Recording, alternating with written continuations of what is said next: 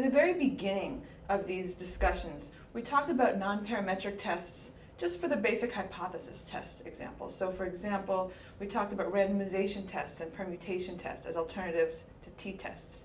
In particular, we talked about rank sum tests as alternatives to paired t-tests. We talked about sign tests and sign rank tests.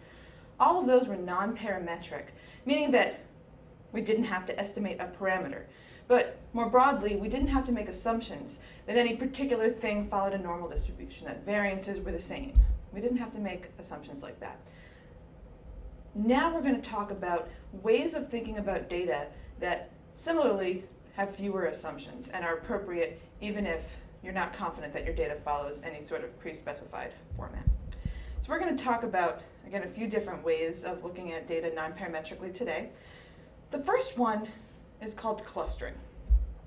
The basic idea of clustering is exactly what it sounds like. Let's take our data and let's see if we can figure out how we might group the data points in the most logical way possible based on the data points that we have.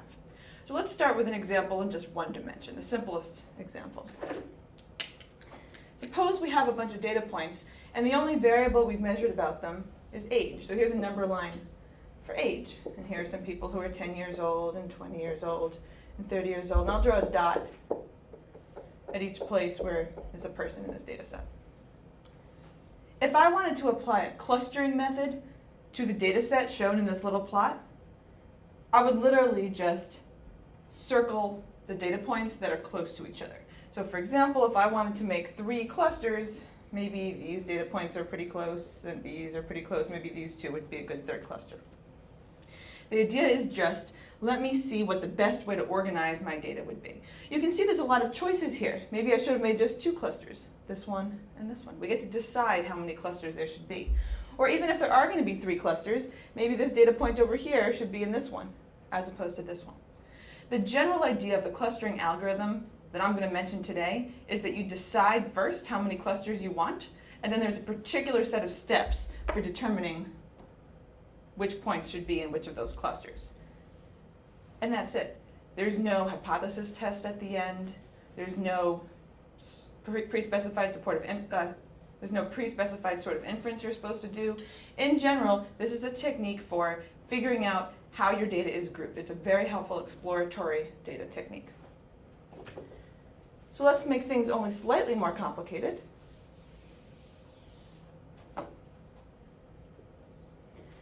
Suppose I have a data set with 2 variables. I have age, and I also have education. And I'm not even going to bother labeling these scales. The idea is just that if I have these 2 variables, I can plot my data points that way.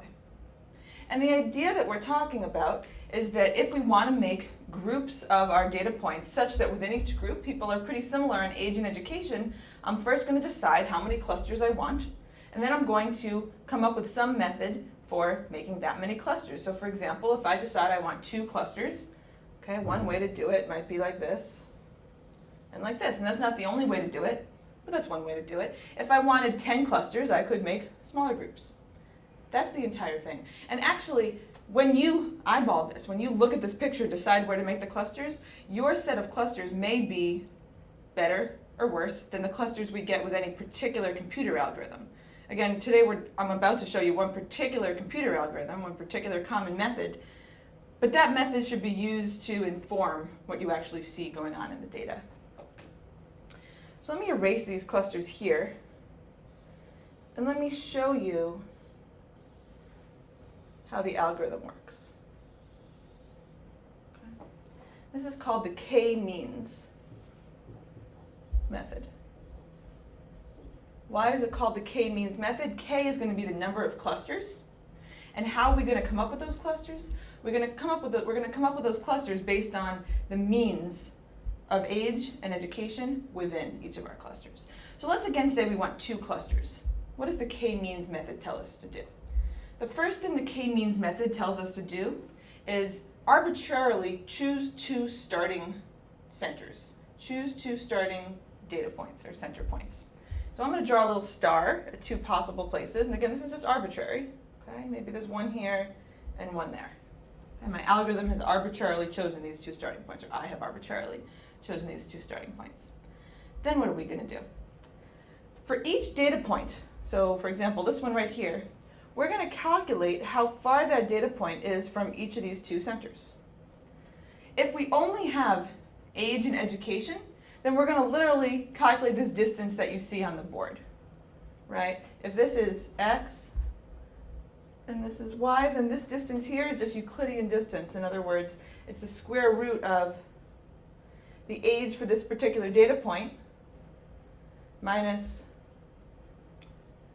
all right, x1, because that's the age at cluster 1. Right, so let's call this x1, y1,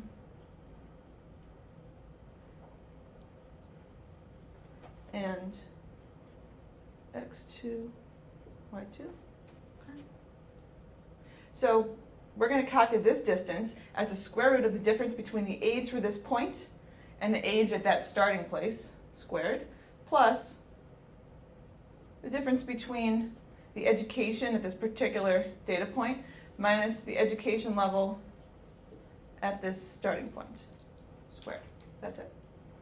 And then we're also going to calculate the same quantity to get this distance. How far is this data point's age and education from the age and education at this other starting point over here, using the same formula. And the very simple idea is we're going to then assign this point to the star that's closer. Okay, that's all.